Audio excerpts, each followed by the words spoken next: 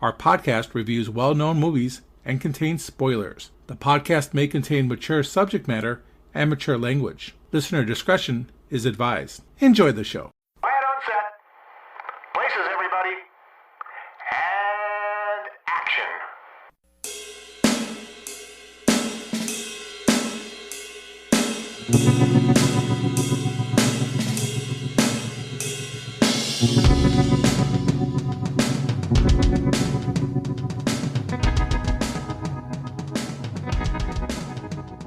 Welcome, everyone, to the Hooked on Movies podcast. Today, we will be looking at the 2005 supernatural horror legal drama, The Exorcism of Emily Rose. With me are Ted.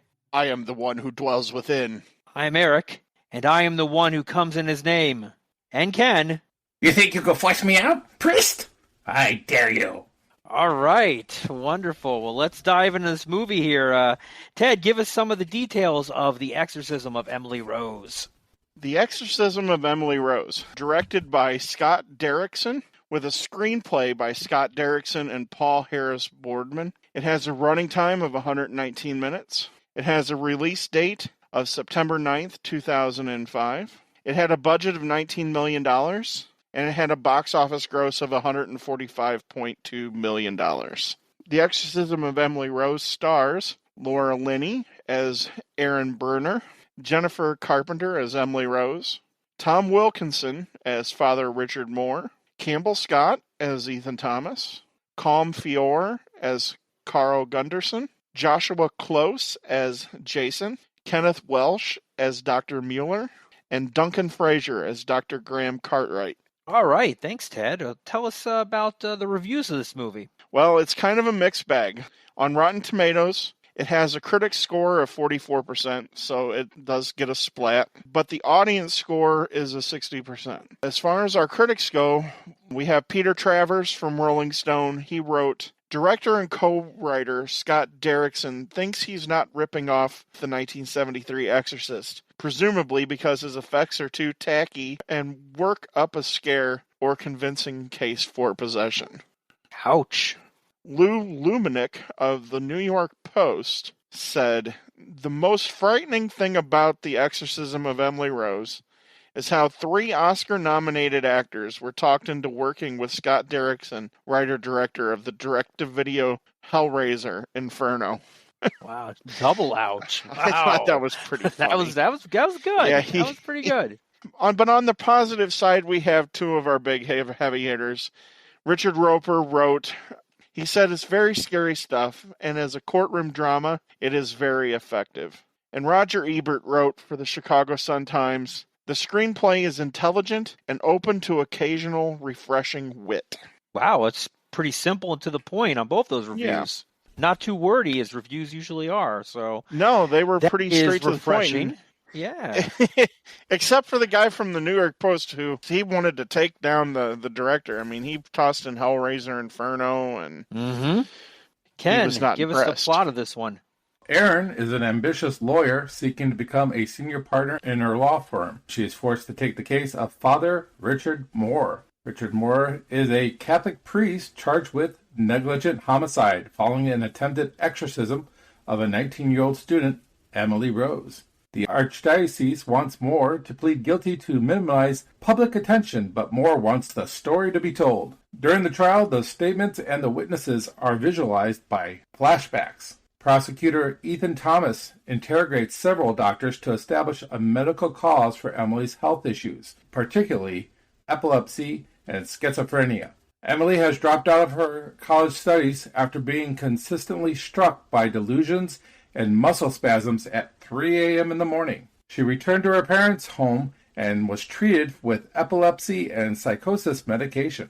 Father Moore was consulted when her condition failed to improve, and his assessment and observations led him to the conclusion that Emily was being possessed by a demon. With the consent of Emily's parents, Moore subjects Emily to an exorcism that ultimately fails. Father Moore gives his testimony when he's called to the witness stand. Erin begins experiencing supernatural phenomena Father Moore warns her that she may be a target of the demons. Graham Cartwright, a medical doctor who attended the exorcism, gives Aaron a cassette tape on which the exorcism was recorded. Tell me your 6 names! We are the ones who dwell within. Honey, who shut your head, but told Queen Hobby Tobbit in the road. And I case of paraffin and you die. Miglio! Anablio! And I am Lucifer, the devil in the flesh.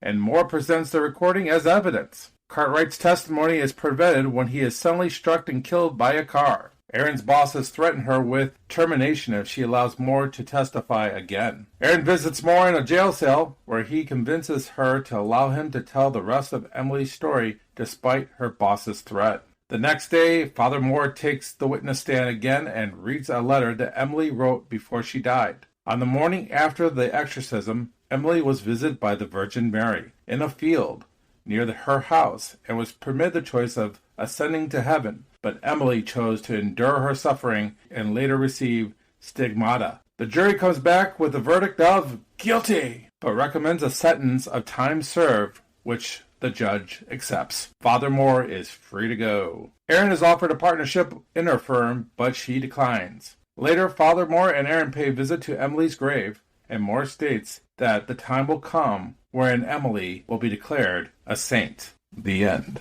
So much to dissect in that, and we're going to get to it here. So let's talk about the first time we saw this movie. Ken, why don't you kick us off? This week. I saw it this week for the first time. We got something in common. How about that? Ditto, man. First time for me. Thing's been around, for 17 years? Never saw it. I saw this movie when it was in the movie theater.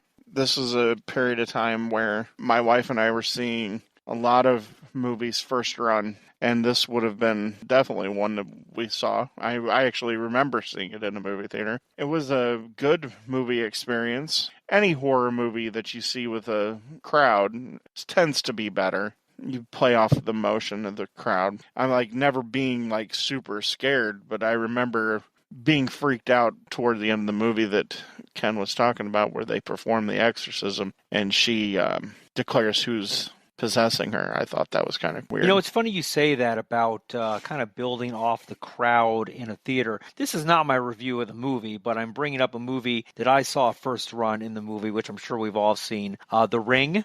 Mm-hmm. I saw that first run in the theater, and it scared the living life out of me. I mean, it just freaked me out.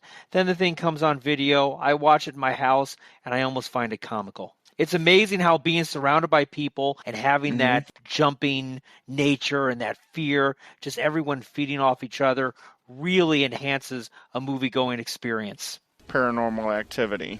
It was a full theater. I got one of the last seats because I had seen it by myself. Having that atmosphere in that movie theater, it made it even creepier. I will say I've seen this for the first time by myself at night. There was some intensity to it. You watched it at 3 a.m.? Not at 3 a.m., but I will say the score of this movie does set up things well. However, the second time I watched it, it completely lost the intensity. It just wasn't there. That could be just because the build-up was good, but the results failed. Well, man, you're tipping your cap here early, it sounds like. Maybe not. There's multiple parts of this movie because we have a trial and we have an exorcism, so there's 2 parts of this movie. That's a good segue, so let's kick off there. Half this movie really is a trial. You got your flashbacks, you got your exorcism scenes, but then you have the trial, which I think is the real meat and bones of this movie when you really get down to it. You've got 2 sides of this movie. You've got the prosecution and you got the defense on it, both equally important. I would say equally convincing, in my opinion. What do you think, Ted? This really works well for me here. This is not the scary part of the movie, of course. For me, it's interesting. It's interesting to see somebody have to put faith on trial, essentially, because that's what they're doing. Obviously, Father Moore believes that she was possessed by the devil or by 6 demons. How far does belief go before it becomes criminal? I really like the interplay here. I think this is the part of the movie that almost works the best. Plus, you have two really good actors playing the two lawyers. Campbell Scott, who we talked about before in Singles. And he was very good in that movie. Yeah, he does really good in this part. You believe him. And, of course, Laura Linney. What more can you say about Laura Linney at this point? I mean, her turn in the Netflix drama Ozark, if you haven't watched Ozark, is one of the best TV shows ever produced. It's amazing. Well, I wouldn't go that far. It's okay. It's not phenomenal, but Laura Linney is incredible in it. I'll give you that. You go back to when one of her first roles was in Primal Fear. Agreed. Ken, what are your thoughts on this? I'm going to totally disagree with Ted here on this. I think the performances here are stale. I think the reviewer at the beginning of it might have it right. I mean, you have a waste of some wonderful actors here. And I love Laura Linney in general. I actually think that Campbell Scott, who actually we discussed offline, is the son of George C. Scott. And the director here is trying to go for an Anatomy of Murder, which is an older film that his father was in, which was much better than what we're seeing here. There's nothing smart in these defenses or in the prosecution. Neither one of them are bringing anything worth substance. Oh, I object. Why? Because it's silly. There's just nothing here. There's no substance to me in this courtroom. And then you're not bringing anybody important to the stand. You're not bringing the mother. I want some emotion here. Nobody has any emotion when it comes to this trial. Even Father Moore comes off as just being I want to get the story out, but I don't feel any emotion. These are all one-dimensional characters. And when they get to the courtroom especially, that dimension even gets smaller. It's a little frustrating for me. The one thing that was frustrating for me, now to bring it up, I would agree. The characters are a little bit cardboardish. They are a little bit one-dimensional. It's very hard for me to find a role that Laura Linney is not good in. But one scene that does come to mind here, and we'll discuss this one briefly, is when Demon enters her apartment and she kind of freaks out and she gets the glass of water and she drops the water and the door opens. And then what does she do? She just goes back to bed and goes to sleep. Yeah. What's up with that? It looks like she even drops the water on purpose. What the hell? I'm just going to go to bed. I'm going to go lock the door, and then I'm just going to go, go back to bed. I'm sure the demon's not in here or whatever. A little weird. I saw that. I'm like, okay, now what? Ken, I disagree with you. I think when she brings out the anthropologist from Northwestern, and she puts her on the stand to try to explain the science and the history of what possession can be. I think that's very interesting. I think it's a very interesting way to defend somebody who is on trial, I guess, for their life in a certain sense. I do agree with you, though. I don't necessarily like that Father Moore is put on the stand just to tell a story. Because in real life, you wouldn't do that in an actual trial. So therefore, you have to suspend a little bit of disbelief.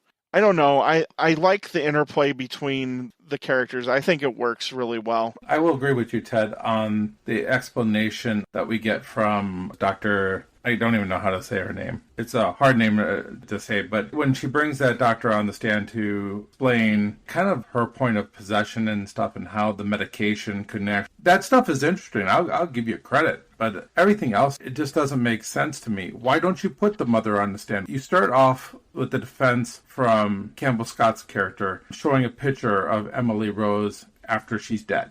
Right. And right there, I'm thinking, oh, this is going to be good. They're going to go for the heartstrings and things of that nature. And we never see it again. You can't bring the mom to the stand or any of the sisters. You bring the dad up and he basically doesn't even answer the question that they ask him.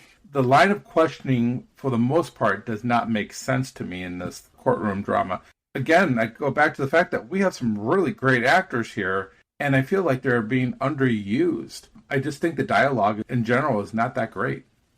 Yeah, I mean, it's when you get into the courtroom, it's painfully obvious this is not an Aaron Sorkin written movie. ultimately, that's not why we're here. We're You've here got for Aaron Sorkin actors. You got people that could be in an Aaron Sorkin film. That's my problem here. Agreed. This obviously is not A Few Good Men. You took the words right out But of the my mouth. director wants that to be the case. If you listen to the director in the commentary, he thinks of A Few Good Men. He thinks about Anatomy of a Murder. He thinks that this is up there with the courtroom dramas of the past. That He is seriously wrong.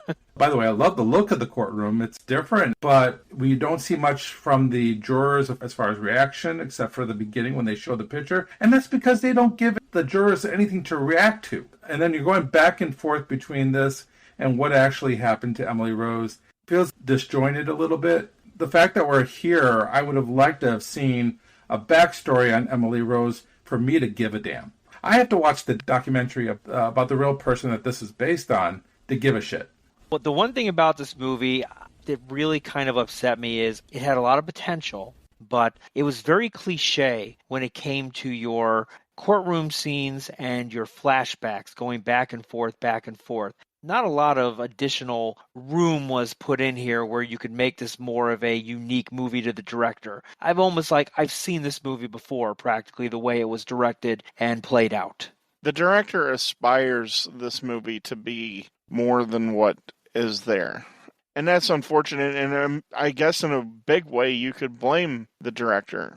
Didn't take the material to a higher spot. It's like he went by the book. It's like he went by the cliche. book. Yeah, by the book. Absolutely. The topic is very interesting. Yeah, I'm not going into this movie thinking I'm watching A Few Good Men or any other Aaron Sorkin crime drama. It's trying to do two things at once. And it does neither really one well. Exactly. That's the problem. You need to focus on one and do it really well, and then that will at least make the other one tolerable. The fact that you're not doing either one very well here forces me to go, what the heck? Here's the thing. You got the opportunity to go straight to the writer. I guess the writer had the rights to it because enough time had gone by. But it seems like they took away the good stuff that was in the original story here, and they replaced it with things that really didn't matter. And we'll talk more about it when we get to the exorcism, because that's where they kind of like almost pull apart things that were, I thought, important. But this courtroom scene, even the judge comes off as being kind of dull. Everybody here is just dull. I mean, I want some emotion. Get something going here. He purposely didn't have the people who played the jury know the script so they can get a reaction out of the jury when it was all said and done. But the thing is, you never gave anything to the jury to react to. I wanted him to be guilty just because I was bored of it. Ken wanted him to get the chair. Obviously, the movie is based on the courtroom and based on flashbacks. The whole movie goes back and forth between them, and the flashbacks consist of the supernatural activities that are hitting the priest and the lawyer, played by Laura Linney. Obviously, she's warned about it, but doesn't really believe about it. Ken, what do you think about this? It's not done well.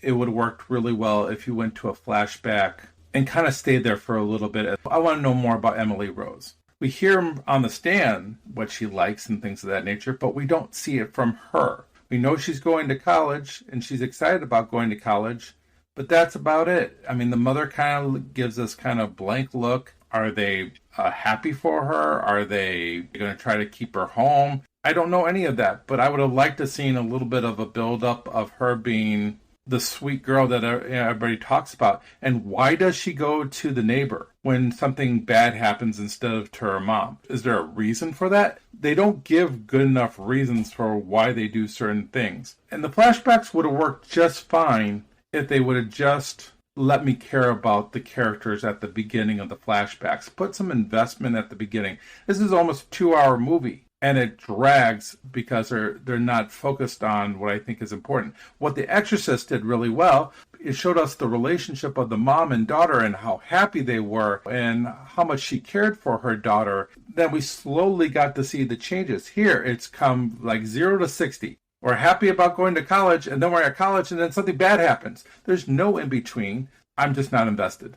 Most of the time, Ken, I'm usually down your throat about backstories. You're always wanting backstories on characters. In this case, I agree with you 100%. This is a movie where we need to know the backstory of her and her family. We need to know more about, I'd say, their religious convictions, which I think play a very strong part in this movie, and about her going to university. You're right. Is the father happy or not? We don't know. These are things that really play an important thing about her personality, her psychology, the way she thinks, and possibly the way, for lack of a better phrase, demon gets inside her, or is it psychology based? These are things that we really need to know, and I wish we would have had that opportunity. The movie being only 2 hours long, most of these horror movies are over 2 hours, 210, 220. There's a lot of dead air in this one that we could have cut out and made this a much better, tighter movie. When the demon comes in the first time and we're in the dorm, first of all, she has a room by herself, so I guess it's a really awesome college. Her roommate is gone. Yeah, they mentioned that. See, I missed that, but I would have known if I would have got to meet the roommate. We don't get to see her meet her boyfriend. Anyway, we were there. Maybe if you would have stayed awake during the movie, you would have caught that. Maybe. But here's the thing. It looks like she's getting raped. I mean, she's getting choked. She's getting her hands down. Her shirt's going up. It looks like a rape scene. But guess what? We don't hear any of that. We don't know if that's what happened to her or not. They gloss over all the things that happened to her, and we only see it in the flashback, but even then the flashback is so vague, it's almost like we have to make up our own story for ourselves to understand what happened.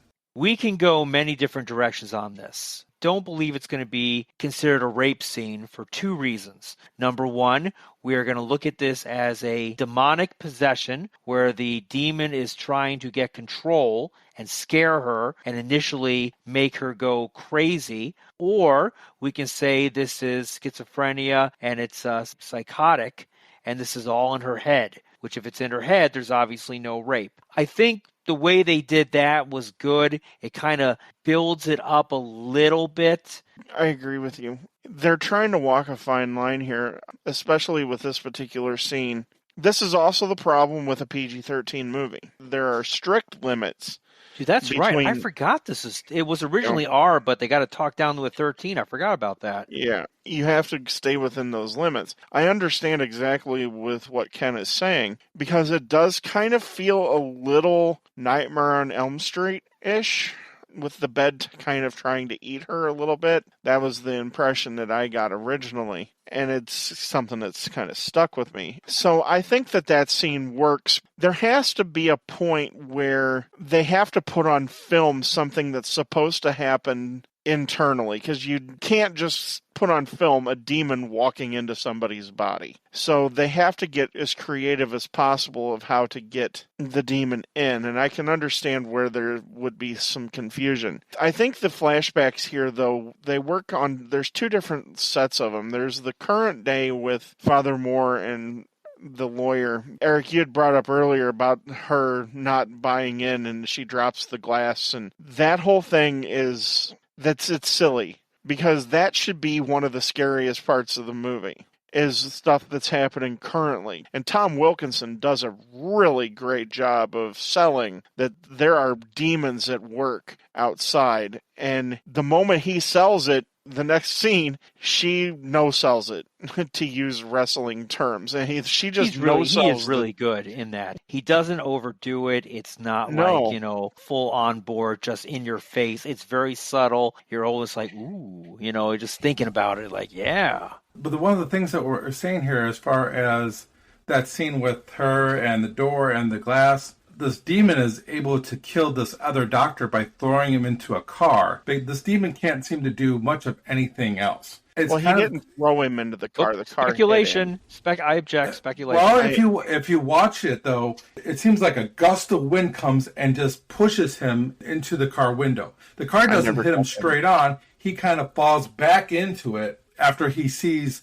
something coming after him. It's just so inconsistent. So the demon's able to kind of scare you to the point where you either back into the car or it looks like he flew into the car to me when I watched it. But he's not able to take out the defense attorney, not able to take out the priest.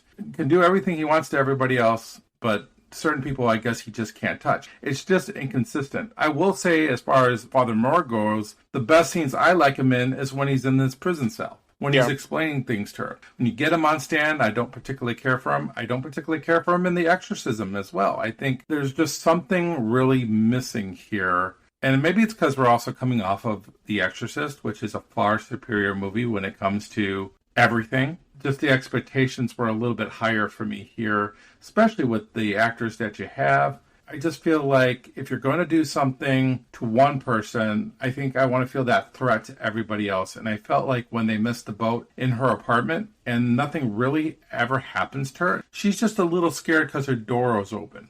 Outside of that, really, her clock stops at 3 o'clock. She finds the amulet with her initials. Yeah, I mean, see, that's random. part. That's so random. I know. This is part of the movie that should have been scarier. They have her no-sell, this demon. I mean, you never buy that she's in any sort of danger, or that something's happening to her, even. Then don't sell it. Don't put it in the Father Moore's mouth that demons are going to come to get you and come and get me and not have it paid off. You're exactly right. And I don't think it's Laura Linney's acting.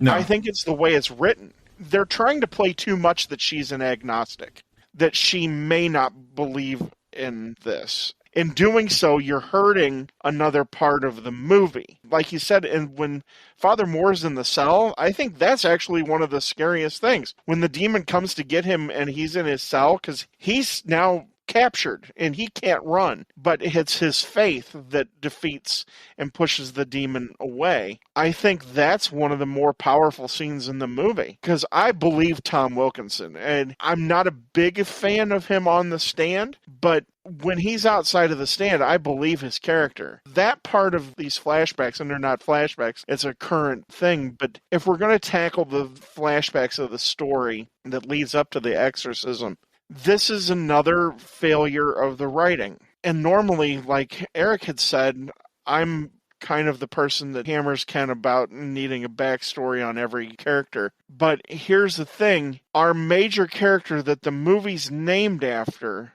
we know very little about this character. Let's take a short thing of what we know about her. We know that she comes from a devout Catholic household, even though they make them out to be a bunch of country bumpkins. We know that she was going to be a teacher. We know she had a boyfriend, and we know she gets possessed, and she doesn't eat. Everything that we know about her is coming from testimony or things that are mentioned in passing. There's no emotional connection to this character. It's very weak. And that's unfortunate. The movie's trying to hammer home that Father Moore believes this woman should be a saint. And we never get as to the reason why. And see, that's the thing. That's why you need the backstory. I would have liked to have seen maybe her attending church at the beginning of the film, and they have a relationship, and he instead really of them cares making for them her. Does like Emily have a history of seizures?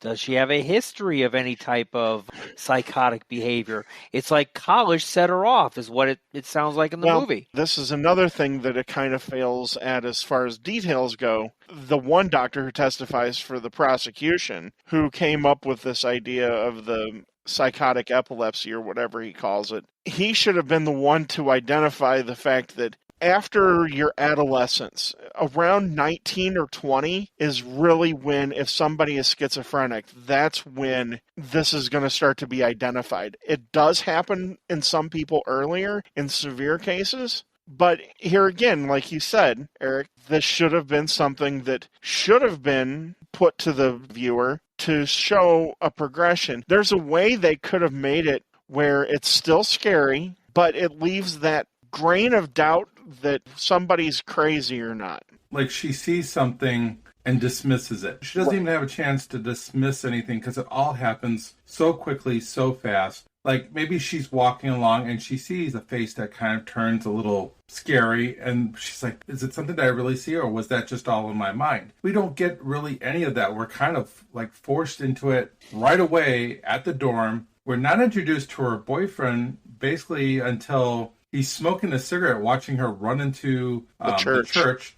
In every movie I've seen, now I'm not saying you can't be demon-possessed in a church, but I think that's probably the least likelihood of a place that you go full-blown possessed. That's one of those cases, when used properly, could be a thing that should put a grain of doubt into somebody's mind. Well, it's like the hospital scene where she sees the clouds and she sees that monster face in the clouds. Why not do that earlier to kind of set something up a little bit? It's something that she could have just thought she was having a bad dream, or, she rubs her eyes and looks again and it's not there. Just something to kind of help us progress a little bit there. But everything is kind of just forced together. The boyfriend's not even needed. We don't even need this boyfriend character at all. Anybody could have noticed her running in the rain, scared, could have been somebody at church, could have been a priest at the church, for crying out loud. Have at least us seeing that she's fallen in love with the guy. The first time we see him with her, she's in the Matrix, like shooting bullets at her, and she's kind of contorting herself, which I heard a lot of the contorting was done by her. Very little was done CGI-wise. Kudos to her for being able to do that. And it's a shame because I think some of the things that she does in this movie is really good. I wish they would have given her more to do with Emily Rose and not Emily Rose, the possessed girl. I really want to say that I do like Jennifer Carpenter's portrayal and her acting in this. I mean, like Ken, you had said that almost all of the contortions that she does, that's actually her. I mean, that's pretty impressive. And I buy impressive, yeah. When she's doing what she's doing on screen, even though the story's kind of convoluted, I buy her as an actress. I buy the character. I just wish there was more meat on the character's bones. And that's what's quite unfortunate. Here's the thing. When she finds out that she got a scholarship, the look of her face, the joy in her face, it's really real. And that's the only thing I get to invest in her character. If you gave me more of that, because she has already shown that she can do that, why not give me what I need to be invested in the movie? You didn't give me enough time. I'm going to posit a theory before we get on to the actual exorcism and everything like that. Because we're having problems with the story and it's being very disjointed, the same problems that all three of us are talking about keep coming up again and again. I wonder if in the edited footage, if there was a good movie in here. If there was things that were cut to get it 1 minute under the 2-hour mark, or things that were cut that would have made it an R movie. Potentially. Or if it's something that the director himself cut or requested to be cut by the editor. Or if he did his own editing. On the floor, I wonder if there's a good movie, and a really good movie here. There wasn't many deleted scenes in the bonus features of the DVD. But see, that's the thing with the deleted scenes. Those are just ones that they put in there. I'm talking about stuff that they deleted out of the script at any given time, or was shot and got cut. Well, it's irrelevant because we don't get to see it. I watched him talk about this movie, and he thinks he's the best things in sliced bread. I think he thinks he's Frank Capra, for crying out loud. The way he thinks I think he thinks he's both. I think he's a great horror director, and he's a great courtroom drama director, and he's neither in this particular movie. I think he has a sense of arrogance that I'm getting off the extras, and maybe this is not him. Maybe this is not the way he is. Maybe it's just him promoting the film and stuff like that. But to be honest with you, I haven't used this in a long time. It comes off very Kevin Smith-like. There's potential here, but it misses the mark because there's not enough follow-through. You're using Kevin Smith's name as an adjective now. I'm sorry, Kevin Smith. You've been Munson. Please forgive us. Will you please come Kingpin, right? And talk You've to been us? Munson. I'm so sorry you can come on our podcast and yell at Ken. That would be wonderful. That arrogance that you're talking about, Ken, that even further leads me to believe that there was probably a good movie somewhere around here. But let's be honest, you're not going to have a director that's going to come out on his commentary and go, you know what? This movie's marginal at best. Yeah. I don't know what I was thinking. Sorry, folks. Kevin Smith actually apologized for Mallrats, so there's that. Talking about Mallrats is an incredible movie. I know, it's got now nothing to apologize for. But this director basically during these extras is saying, hey, all these other courtroom dramas of recent era suck. They're just not as good as what they used to do back in the 50s and 60s, and my movie brings that back. Yeah, maybe you got Raymond Burr to be in your movie. There's no actor that would have been able to save this movie. This is bad writing, bad directing, and I want to like this movie. I do want to like this movie. There are some saving graces. Like I said before, when I first watched it, it did have that intensity. But the original story I believe she had 67 exorcisms. We get to see well, one day of exorcisms, and that's it. But after that first exorcism, oh, she told us not to do it anymore, so we're not going to do it again. You have somebody that's either being possessed by the devil, and you're going to listen to her about what she wants? I mean, no. Or if she's psychotic, Right. schizophrenia, are you going to listen to her if she tells you she doesn't want food or anything like that? It just doesn't make any sense. Yeah, when we get to the exorcism, I mean, this is why people are coming to the movie, because this is the scariest part of the movie. I actually think the exorcism part is actually done fairly well. I think when it comes to the scare part, it works well. Why does it work well? Because I think Jennifer Carpenter pulls it off. I remember being freaked out in the movie theater, and when she goes through the voices and starts talking in the different languages, I think that worked. This is the part of the movie that I actually really like a lot. But we only get to see it for not even 10 minutes. But I think it works. And when it comes to the crescendo of her in the barn, and we find out exactly who is inhabiting Emily Rose, I think that's actually pretty scary. I mean, it's not Exorcist scary, but I think it does better than a lot of different things. It's better than the death scene of the doctor outside of the courtroom, which tries to be the Omen and falls short. I really buy Jennifer Carpenter's portrayal. I think She's does a highlight really good. of this movie. I mean, let's be honest. She really is. The courtroom scenes are marginal at best. The flashback scenes, like I keep saying, are cliche. I know I've used that term about 50 times today, but it's true. But she really is the highlight of this movie. The exorcism scenes are very well done, very believable. The fact that she can contort herself in those positions is pretty damn impressive. Really good in this. I believe she was in Dexter as well, wasn't she? Yes. And she's very good in Dexter from the episodes I've seen of that. I appreciate them not trying to be The Exorcist. I do appreciate them trying to be a little bit more original. But there's some things that I just have a hard time with. Her jumping out the window, running to the barn, having snakes drop out of the loft onto the priest. I don't know why that's even a big thing. Oh, a snake dropped on me. Oh, How about the killer cats? You have one cat that jumps on the priest, Right. takes him down, and then they have all the other cats just kind of walking around. There are some silly things here. I think they focus way too long on trying to get the name. And I know the names that are spouted out are that of, I believe, of the original person that this was based off of. I think All of them Judas except and one. Hitler. Which one was the one that wasn't part of that? Do you know? Donald Trump. In the real life case of Annalisa Mikel, she mentions at the very end, the last person that she says is in her is a disgraced priest who had fallen away from the faith. And apparently she would have no knowledge of that priest. Right, and he started to Everyone preach else, not a heresy. problem. Nero, Hitler. Right. Yeah. But those names make me feel like that this is a mental case. This is not an actual demonic possession, because of the names that she's throwing out are so well-known names, except for the one priest. That's the real life. In the movie, she talks about Belial and Lucifer. To see her again without any explanation, the viewer is supposed to know that Lucifer is not necessarily the devil. That Lucifer can be, depending on what tradition you're going from, can actually be a separate demon entity other than the devil. Just using the generic term a demon in general, Right. possession is really all you need to go for. Well, she says, I'm Lucifer, the devil himself. So she does make it a point to say, I am the devil, which we also see in The Exorcist. Reagan says that too, that I'm the devil.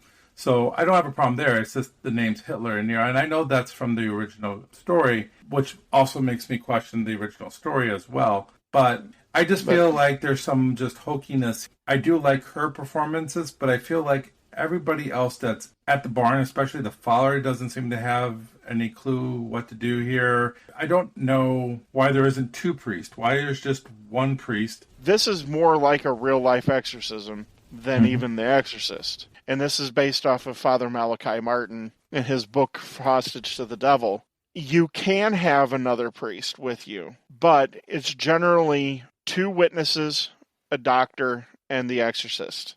I mean, if we're going by what Father Malachi Martin taught the world about exorcism, this is more of a traditional view of it than even what's in The Exorcist. The idea of I need an old priest and a young priest type of a jokey thing. But it just seems like the witnesses there are more of a problem than they are a help. The witnesses, maybe one of them would have some sort of emotional connection to the person being possessed so that they have a family member there, but another person should be somebody outside of that. And then there's a medical doctor. Usually the medical doctor plays that part as the other witness. I mean, this is as good as it's going to get here. It does what it's supposed to do. It provides a scare. I believe that it is kind of freaky. But there's also the twinge of doubt there too, because like you said, when you're starting to talk about Cain and Judas and Nero and Hitler, right? I mean, so... It's like the top of the list. Hey, I need the top 10 guys to come out and possess this girl with me. Who's in? And I think this is where Campbell Scott's lawyer does a good job when Father Moore's on the stand of identifying how she would have known how to do the different languages. Although she goes to a school that teaches Aramaic. That's pretty impressive in itself, huh? I've only met one person, and that was one of my professors in college who actually studied Aramaic. Especially for a school in a very rural area. Right? Yeah, that's a little bit of backstory that would have made it a little bit more interesting. That's a little far-fetched, but Ken, you had mentioned the music. You thought the music did a good job here, and it does. It's not anything to write home about, but I do kind of like the way it's shot. Camera angles, and I like the darker tint. The cinematography is very good in this. I will give it that. Especially the opening scene. Because the opening scene, I think, is amazing. It makes you want the movie to be so much more. Because that opening scene it's dark. You know that it's daytime, but it's still dark and it's heavy. The medical examiner is going into the house, and everybody's kind of shell-shocked. That's probably, if we're going outside of the exorcism, that might be the best scene in the movie. It kind of falls from there. It is a great... Because it's very dramatic, because you don't know what's going to happen. So with this exorcism, because I mentioned the original story, they had 67 exorcisms, and here we only get to see one, but we get to see her play a piano when the priest is there, and he knows her playing the piano like she's normal for a brief moment. Maybe I needed more of those back and forward moments where she's normal and then she's going crazy, because those little things like her playing the piano, it's so one-off. I don't know what to make of that. I don't think the audience knows what to make of that unless they go ahead and do some research on the original story to find out what that was all about. Playing? I don't care, because I don't care about her character. I don't really have, I'm not invested because they're just not giving me enough. And that's where you have a problem with trying to do a courtroom drama / horror film, is that you are trying to do two things at once and you're not giving enough weight to one or the other. They turn out to be almost equally as bad. After the exorcism is over, we're kind of left with us going, what just happened? And why isn't anything else happening after this? So I guess nobody watches for her welfare. Nobody stays up just to kind of keep an eye and see what happens. She's just able to walk out the door and just randomly go out into the tree. And I love the shot, by the way. Again, great look. Yeah, I was just going to say that. But what happens after that is almost kind of silly to me. If this wasn't based on a true story, I would say a bunch of BS loosely here. Based on a true story. What I said earlier is you took things from the original story, right, and things that were good and interesting you got rid of, and then you brought in things that made no point. Boyfriend, don't care. You didn't use them right, so why even add them onto it? But maybe if we found out they went back and forth with the exorcisms, and maybe if they were very brief, maybe we see 2 or 3 minutes of them. Maybe we get an exorcism montage or something. I don't know. No, we don't need... We're not. I'm just kidding about that. We need an exorcism montage. Holy crap. Now I we're need back at something Rocky here, 2. though, to kind of get me interested in it. And if I'm only getting this one brief kind of exorcism, and we're left after that exorcism with, I went out, talked to the Virgin Mary, and she told me that I need to, suck it up and deal with it, or I can go with her now. Suck it up and deal with it. Beautiful. Just suck it up and deal with it.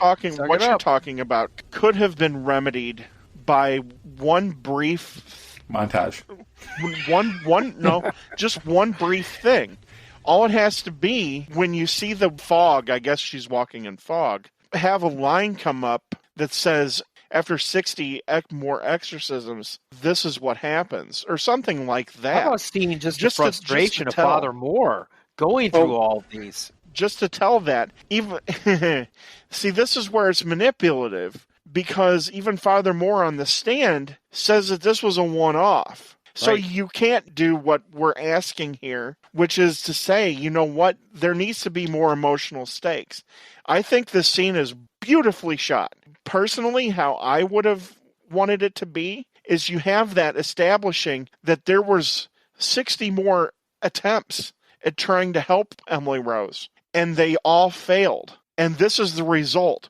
Don't have her body out there and have it be that. Let it be her spirit that's going out to wherever, and have it be like an astral plane type of a thing, because that's almost dreamlike, the whole sequence. And here's the thing, you just had an exorcism, but the next morning you're going to be able to pen a nice little letter about what you experienced. It would have been a little bit better if we would have seen the back and forth, so it could be explained better why she's able to write a letter, because all we see is her nuts. And we don't even see her face or anything when she's playing the piano, so we don't know how normal she really looks. And here's the other thing, maybe a little bit of progression of her looking worse and worse. Great thing about The Exorcist, we get to see Regan slowly change. Right. Slowly change into that demon at the end. Would have benefited borrowing a little bit from The Exorcist. I know they tried their best not to be The Exorcist, but you know what? Sometimes things work, and you need to borrow those type of things from other movies. And that's where I think you failed here. I think you had a great chance to make this something so much more. And if you invest an extra 15 to 20 minutes, make this a 2 hour and 15-minute movie, I think it's worth the investment. It could have been a contender. Right. I know, Ken, you're not emotionally invested in the character, but just taking Emily Rose before we talk about what happened in real life, did she have schizoaffective disorder, or was she possessed? My professional opinion, I'm not a doctor, but I play one on this podcast. So I've actually did a little bit of a deep dive in this one. A few people that have analyzed this, a few doctors that have analyzed this movie, ironically enough. And some great points were brought. I know. Some great points were brought up on this one. It's funny that Ken brings up that backstory, because you really need the backstory. Obviously, this is very loosely based on the Annalise Michel possession. What we know, a deeply religious family. We know that she studied many languages, so she was deeply dedicated to her schooling. She got a full scholarship to university, so she's obviously very intelligent. She wants to be a teacher, so she wants to help people. These are all things that are very common in a Catholic family, if you will.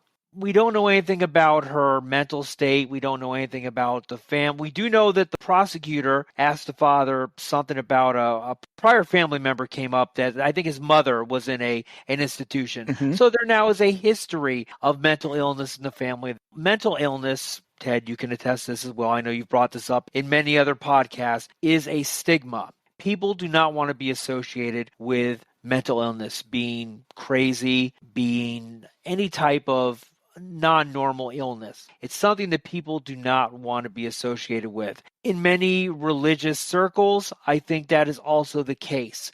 People don't want to say, oh, my daughter is ill, my daughter is sick, my daughter has issues. So conveniently, someone, especially with a Catholic background, and I'm not bashing the Catholic Church on this podcast, okay, I have my issues with Catholicism. That is a whole different podcast. But if we're looking at it just based on this movie and just on basic facts, and from people I know that have very strong Catholic backgrounds, generally their families tend to be really uber strict when it comes to stuff. Dating, movies, music, staying out late, people you associate with. This is very, very deeply controlled, and you're wound really, really tight.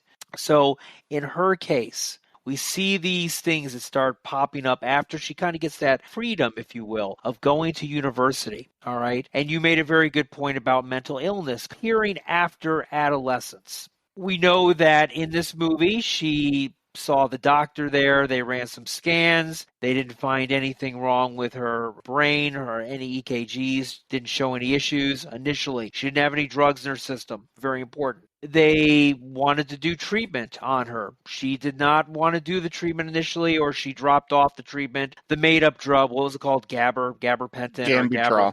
Gabitrol. Yes, gotta love it. She didn't take it. If she did take it, there was analysis from the doctor defending her of some of the things that it could do to you based on some of its effects. The consensus with me, I believe that the family did not want to admit that Emily Rose had mental issues. It was convenient and probably recommended by people, brought into their head that, hey, your daughter, she left home. She's now, in the world and she's losing it. Demon possession could be the case. And I don't think in this movie it's the case. I think it's all 100% mental illness. Ken, what are your thoughts? Go back to The Exorcist when they say, why this girl? And we came up with reasons. And we came up with his battles with the priest, one that struggled with faith and one that he's been dealing with for a very long time. And here, the reason for her being possessed is to show the world that God exists, which is not what the devil wants. So the devil is possessing, or these demons are possessing this woman for what purpose? Just to torture her? It just seems like it would be more mental illness just because of the going back and forth between being well and not being well. I already had stated the names that she'd thrown out, which are so common names. If you would have just given them real demon names that we heard with Pazuzu and The Exorcist, something that's a little bit more tangible, speaking in different languages. We don't really get to hear that. We do get to hear her speak the different languages. I guess we do, but it's not really pointed out what she's speaking. It's very Campbell Scott does that. He does do it, but it's very glossed over. He talks about the two vocal cords and stuff. Right. It's kind of a stretch, but based on her going back and forth and them just agreeing to all the things that she's wanting. Oh, I don't want you to feed me because the demon inside me doesn't want food. Okay, we'll listen to that demon. We won't feed you. Oh, don't do another exorcism because I don't want you to do it. Okay, we'll listen to you and we won't do another exorcism. You're not in your right mind no matter what. If you're possessed or you're crazy, you're not in the right mind and don't have the ability to make those type of decisions for yourself. Not based on the real life events, but based on the movie itself. I think she has a mental condition. We don't know how long she really was on the medication, how long it takes for the medication to work. These type of facts, if it would have been presented better in this movie, then maybe we'd say, okay. But you only had one witness on the stand that basically said that this medication made it more acceptable to demon possession. So outside of that one person, you didn't really have anything else to go by. Based on that, she's crazy. Lock her up. Wow. Crazy. Lock her up. I'll say this. Both of you brought really good points. Like Eric was talking about her Catholic family. They make them almost caricatures of an late 1800s non-American Catholic. The movie, we believe, is set in America. Now, the real life story is set in Germany. But this family is unlike any Catholic family that I've ever known. And I grew up a Catholic. I was a Catholic up until, I guess current day. As they would say, the age of reason. Not currently practicing. But my family's deeply religious. I have multiple great aunts who were nuns. My dad's sister, my aunt, is a nun. Come from a family of deep belief, and especially in the Catholic Church. Our family's was not this way. We weren't super nutty, but they make these people out to be a caricature of like a late 1800s non-American Catholic family. They seem more Protestant than they do Catholic, to be perfectly honest with you. It's weird. That's part of the movie that I don't really get, and I don't necessarily like, because it's like, this isn't like any family I've ever met. In that case, I think because her grandmother was in an asylum, I believe that this is an onset of, she had a schizoaffective disorder, whatever that one psychologist, he made up that term with that included psychosis. I believe that she probably was not possessed. there's something psychological. When you start to think something yourself and you start to believe it, you start to see it in everything. And I think a lot of the characters in this movie, especially our three main, Emily Rose, Father Moore, and Laura Linney's character, they start to make these connections that are just really circumstances. Every time that you wake up in the night and you wake up and it's 3 o'clock, is that a demon waking you up? No. But it's right. It's this whole idea. I can't put my finger on the exact term, but it's like when you buy a new car and then that's the only car you see out on the road all the time. It's one of those type of things because your mind. That is so true. That's how your mind works. You start to see these. And if you're starting to make these connections that aren't necessarily there, that's when like the pictures in the storm clouds and things like that, you start to see these things, they start to come out. I think Emily Rose was sick. I think that she was not done a service. Ken, you brought out like 3 or 4 perfect points. All of a sudden, we're going to believe her and we're not going to feed her. This movie was made in 2005. They would have put a feeding tube in her. There's things that I don't get, and that's why I have to say that she was mentally ill. I think Father Moore did the exorcism and tried to do everything he could, but ultimately, everything was too far gone at that point. I think the time period here is what hurts this movie, based on what you're just saying. Now, if you make this maybe in the 1950s or where medicine isn't advanced, then it has a little bit more weight. Because when this originally happened was in 1967, 68. That's more viable because some of mental illness was just starting to become a thing. As far as exactly them trying to figure out how to deal with mental illness. They weren't getting it right up to that point, and now they were starting to turn a corner here. But maybe if you push this back a little bit, then that would have helped this movie a little bit more, and would have made it a little bit more creepier, I think, if you would have pushed it back decades earlier. It starts off creepy. You come to the house and you it's awesome. This. Yeah, they make it very creepy, and they lose it. Everything they do has no payoff. One example is when Laura Linney goes into the prison and she looks into the cell, which nobody seems to be in, and it's dark, but I don't know what she's looking at. I don't know why that disturbs her. Maybe later on, have her like dreaming about it at home, and maybe she saw something, and then we get to see what she saw. Maybe there's actually something there that scared her. I know exactly what you're talking about, and yeah, also too, why is she able to go to the cell? That has not been a practice as far as any prison or jail, and I have an extensive true crime knowledge base, probably more than I probably should. Lawyers don't meet with people in their cells. There's meeting areas. Sometimes they're behind plexiglass. That's a whole thing there too, that they're trying to set a mood for a time that doesn't exist. And Ken, you're exactly right. Make this a different time and place. It just doesn't work. And it's funny, Eric, you had brought up The Ring at the beginning here when we were talking about seeing The Ring. This almost feels like the house where all of this takes place should be on that island where the ring, the whole thing with the ring and the horse and everything takes place. Yeah, it does. Because it has that same sort of feel to it. A lot of these things just seem off. And it's unfortunate because there's, like I said, I think there's a good movie here. Well, I wish we could find it. I know. Me too.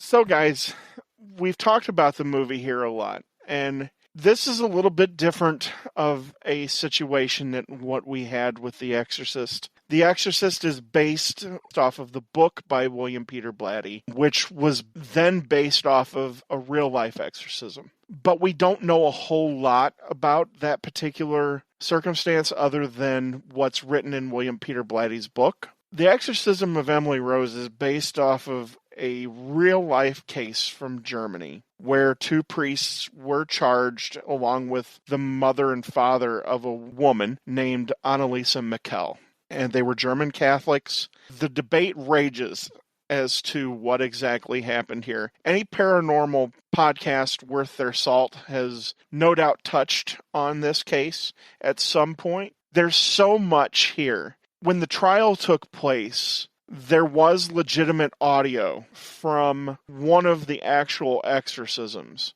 And Ken was exactly right when he had mentioned earlier that there was 67 or 68 attempted exorcisms that were attempted on Annalisa Mikel. The pictures are out there for people to see. The transformation from what she was to what she ended up, as far as real life horror, is one of the most horrific things I've ever seen. Now, obviously, I know about this because this is something that's fascinated me from the moment that I saw The Exorcist. I've always been fascinated with this. I've read the Father Malachi Martin books. So I asked both Ken and Eric to listen to some of the audio that's out there on YouTube of the actual exorcism. Was Annalisa Mikel legitimately schizophrenic, or was she really possessed? I did listen to, there's about an hour 10 of audio out there. I listened to probably about 30, 40 minutes, give or take. It's German, obviously. You're going to be having subtitles on it. It is very interesting. Kind of like Ted, I am also very fascinated in supernatural things. I'm very fascinated in everything from like UFOs to Kennedy assassination to conspiracy theories. Hell, even Bigfoot's a little intriguing. Coast to Coast. Coast to Coast I am with George Norrie. There's a plug. Yes, I love it. And he's got some pretty interesting people on there. Some are really, really interesting, and some are just complete whack job nutcases. The callers are whack. Yes, and some of the guests, the callers and the guests. Oh, yeah. Completely out in left field. But as it relates to this, it's very interesting listening to these tapes. It's fascinating that we do have these tapes. Now, the backstory on it is somewhat related to the movie. You have a girl who has a very deeply religious Catholic family in Germany. She falls into this possession, if you will, 67 times, I believe. Something like that. Something like that. And she eventually dies, and the pronunciation of death is malnutrition. She starved to death, dehydrated, food, nothing, no water. You can break this down easily into 2 points. Did she die of demon possession, or did she die of starvation due to improper care? The tapes are interesting. If you haven't heard them, just go out there on YouTube. They're there. They're very fascinating to listen to. Whether or not you believe in this or not, it is interesting. This is something that I've been debating back and forth. I believe in demon possession. I do believe in it. I do believe that people can be possessed by demons, by Satan. I wouldn't want to be the deciding member on a jury to determine if that's fact or fiction, but I do believe that it does occur. In this case, though, I do not believe that is the case. I believe that she was severely had mental issues. The family ignored it because of their deep religious beliefs. They did not want to admit that she had any type of mental issues, and they went right for the possession angle. Now, the priests that performed this, backstory on that, there has been debate that some of these priests, one of the priests out there really didn't believe that she was possessed. He was going to try and get his name up there more in the, I don't want to say in the papers, but try to get his name more out there. Devil's advocate. I'll wrap this up. Get noticed by the Vatican. Yeah, for lack of a better phrase, devil's advocate there, I use it. So if she is possessed by a demon, remember when we watched the movie The Exorcist, they had her hooked up. Remember, they had a feeding tube in her nose because she wasn't eating. Well, they still had to give her nutrition, tied her down to the bed, and had, nutrition in her nose. In this case, this poor Annalise, she literally starved to death, and they ignored it.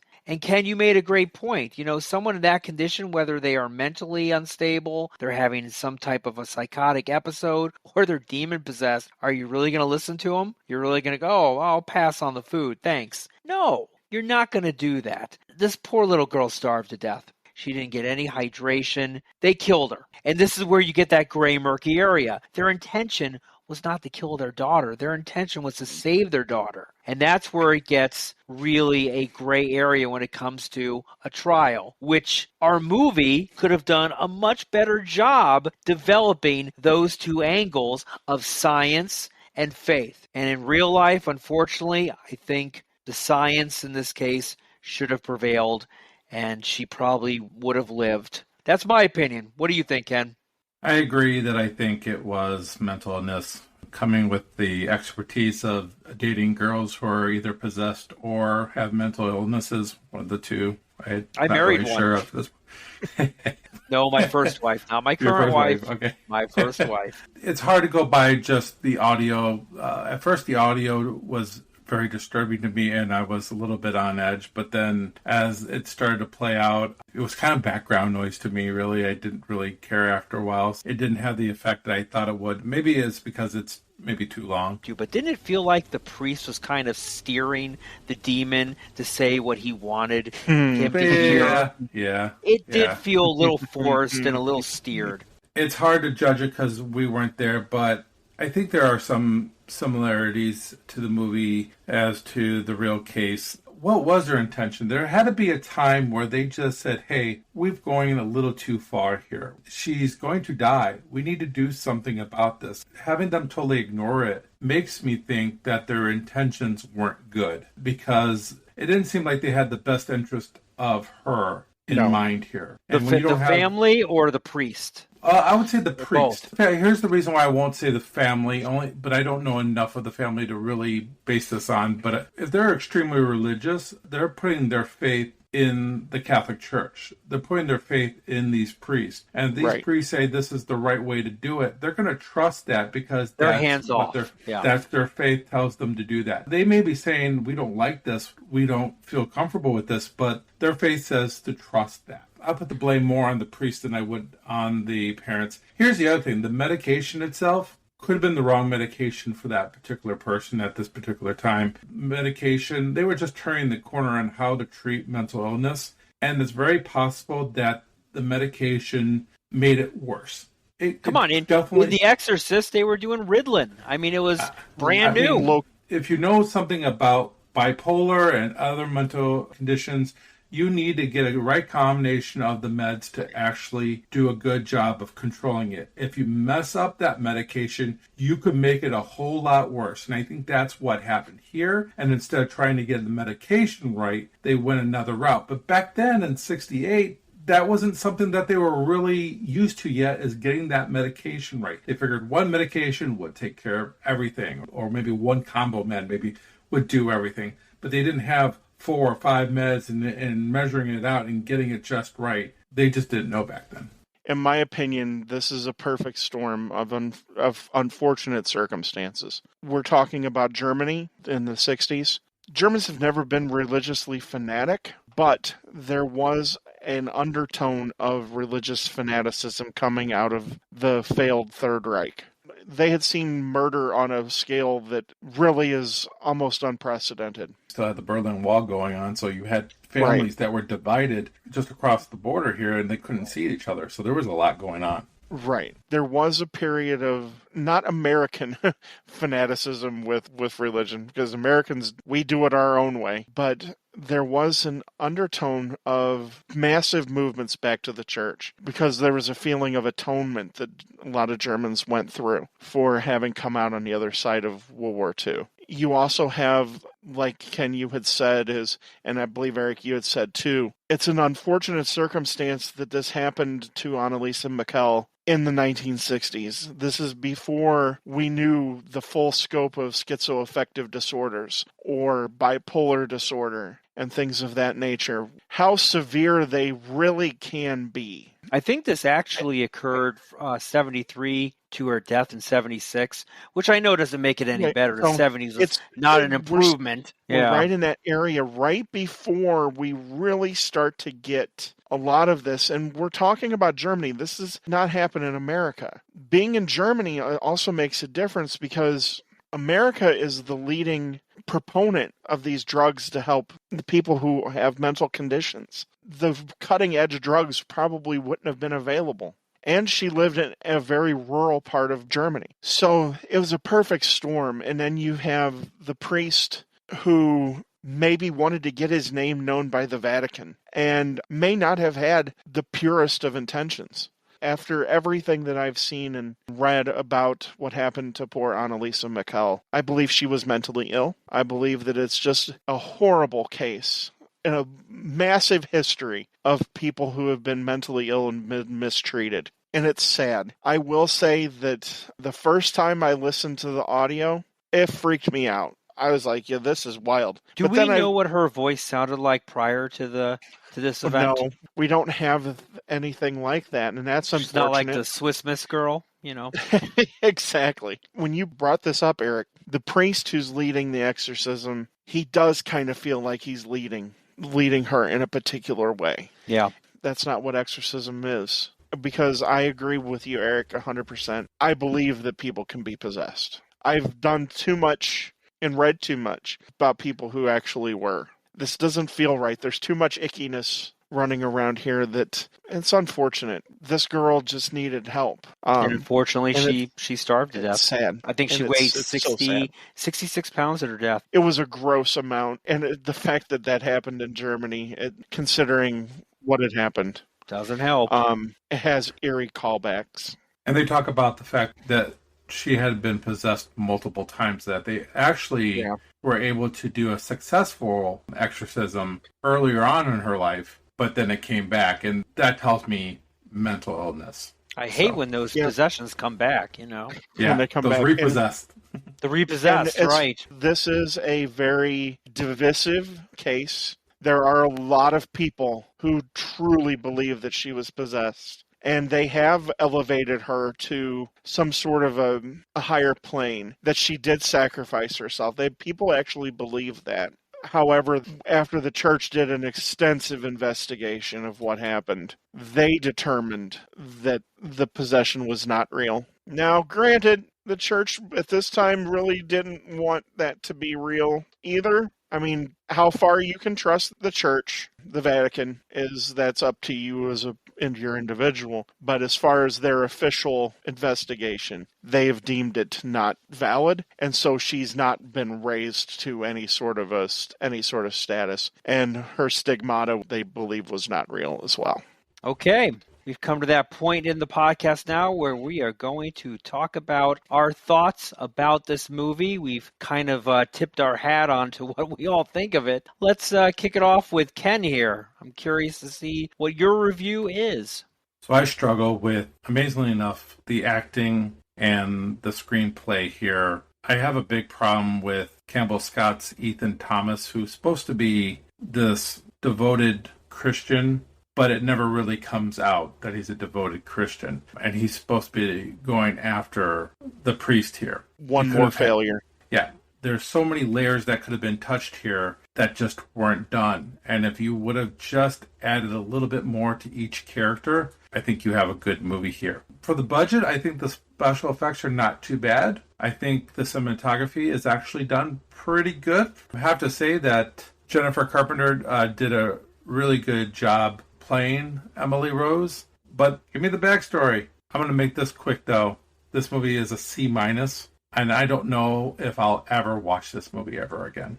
Yeah, I agree with you, Ken. This movie's got a lot of holes and a lot of issues. From 3 Academy-nominated actors, you expect a higher tier of acting in this. And yeah, we can blame the director, but at some point you also have to put a little bit of blame on the actors themselves. The courtroom scenes are just subpar. The exorcisms are not half bad. The cinematography is quite good based on, like you said, their budget. They did a really good job with that, but there's so many holes in this movie. We need a backstory. I mean, without a backstory, this movie is, dare I say, almost unwatchable again. I agree with you, Ken. This movie is a C-.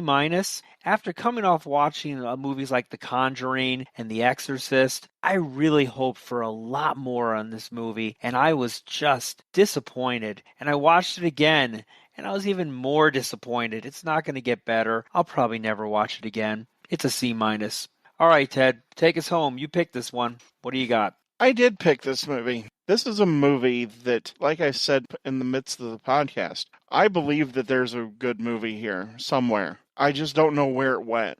I think that the writing is fairly disjointed, especially when you go to analyze it. It does not hold up to scrutiny. I think we've proven that. And that's unfortunate, because I actually do kind of like this movie still. And this movie's going to be a C for me. It's not going to be a C-. It's going to be a C. And the reason that I'm going to give it a C is this. it's just good enough that I will watch it every now and then. This is not a movie that is going to intellectually take me places. On an October night before Halloween, it's an easy thing to just pop in and watch. For those reasons, that's why it's a C for me. I do really wish that there was more story here. I wish somebody like the director of The Conjuring would take up the story of Annalisa Mikel. In the Conjuring universe, their latest movie, The Devil Made Me Do It, they proved that there can be a courtroom drama horror movie. I think Annalisa Mikel's story deserves that reboot. So that's where I stand. It's kind of disappointed. I would have even gone down into the D range if it wasn't for the fact that it allowed us to have a conversation about demonic possession. Was she possessed? Was she not, possessed? If it wasn't for that conversation that we had, and then it has really nothing to do with the movie itself. It has to do with the real life story. It might even fell even further for me, but because we had such a great discussion, that's why I landed on C-.